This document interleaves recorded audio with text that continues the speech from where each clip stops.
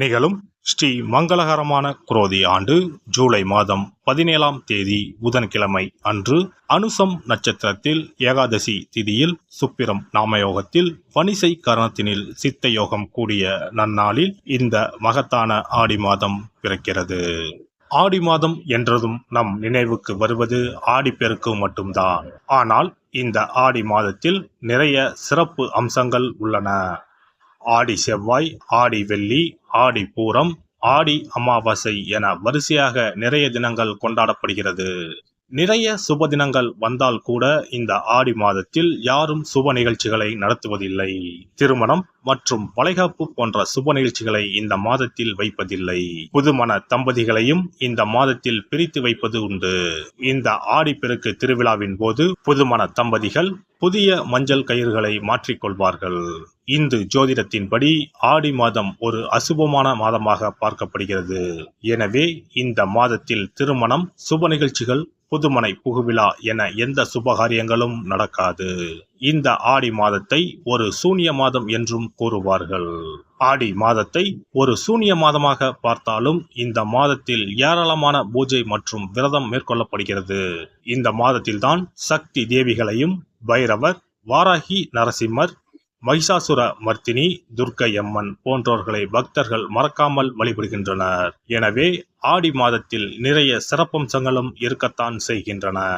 ஆடி மாத கிரக நிலை என எடுத்துக்கொண்டால் ரிஷபத்தில் குருவும் செவ்வாயும், கடகத்தில் புதன், சுக்கிரன், சூரியனும், கன்னியில் கேது பகவானும், கும்பத்தில் சனியும், மீனத்தில் ராகு பகவானும் உள்ளனர். இம்மாத கிரக பெயர்ச்சி என பார்த்தால் ஆடி மாதம் 3ஆம் தேதி புதன் பகவானும் 15ஆம் தேதி சுக்கிர பகவானும் இடப்பெயர்ச்சி ஆகின்றனர். அதைத் தொடர்ந்து 20ஆம் தேதி புதன் பகவான் வக்கிரம் அடைகிறார். ஆக புதனும் சனியும் இம்மாதம் வக்கரத்தில் சஞ்சாரம் செய்கின்றனர். இந்த கிரக அமைப்பினால் உங்கள் வாழ்வில் உண்டாகும் சுப மற்றும் அசுப பலன்கள் என்ன என்பதனை பற்றி காண்போம். துன்பத்தை கூட இன்பமாக மாற்றும் வல்லமை கொண்ட கும்பராசி அன்பர்களே, இந்த மாதம் எல்லா வகையிலும் நன்மைகள் உண்டாகும். உடல் உழைப்பு அதிகரிக்க செய்யும். தேவையற்ற பயணங்கள் உண்டாகும். விழிப்புடன் இருப்பது நல்லது. சுப செலவுகள் உண்டாகும். கையிருப்பு கரையும். ஆன்மீக யாத்திரைகள் சென்று வருவீர்கள். தொழில் வியாபாரத்தை பொறுத்தவரை போட்டிகளை சந்திக்க வேண்டி இருக்கும். பார்ட்னர்களுடன் சுமூகமாக செல்வது நல்லது. பழைய பாக்கிகள் வசூலாவதில் தாமதம் ஏற்படும். வியாபாரம் எதிர்பார்த்த அளவு வேகமாக நடக்காவிட்டாலும் லாபம் குறையாமல் இருக்கும். புதிய ஆர்டர்கள் கிடைப்பது தாமதப்படும். உத்தியோகத்தில் இருப்பவர்கள் கடினமான பணிகளை செய்ய வேண்டி இருக்கும். வேலையை விட்டு வேறு வேலைக்கு செல்லலாமா என்று கூட தோன்றலாம். மனம் தளராமல் இருப்பது நல்லது. வீடு, வாகனம் ஆகியவற்றால் செலவுகள் ஏற்படும். அடுத்தவர் பிரச்சனைகளில் தலையிடுவதை தவிர்ப்பது நல்லது.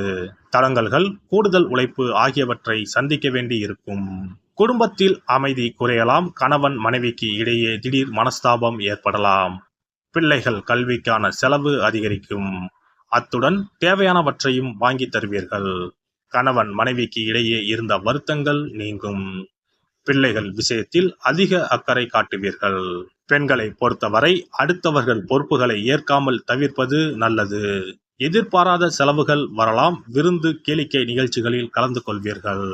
ஆன்மீக பயணம் செல்வதில் விருப்பம் உண்டாகும்.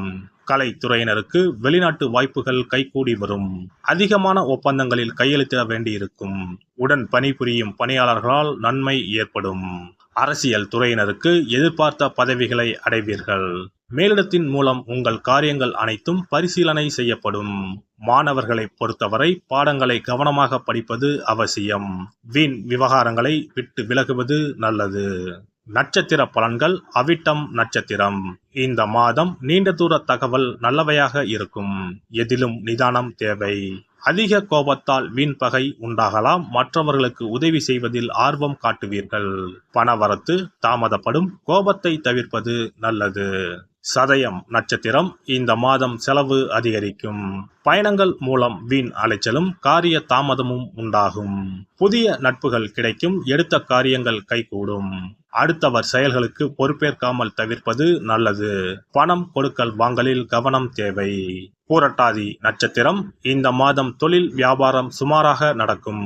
கடன் பிரச்சனைகள் கட்டுக்குள் இருக்கும். எதிர்பார்த்த லாபம் கிடைத்தாலும் செலவும் உண்டாகும்.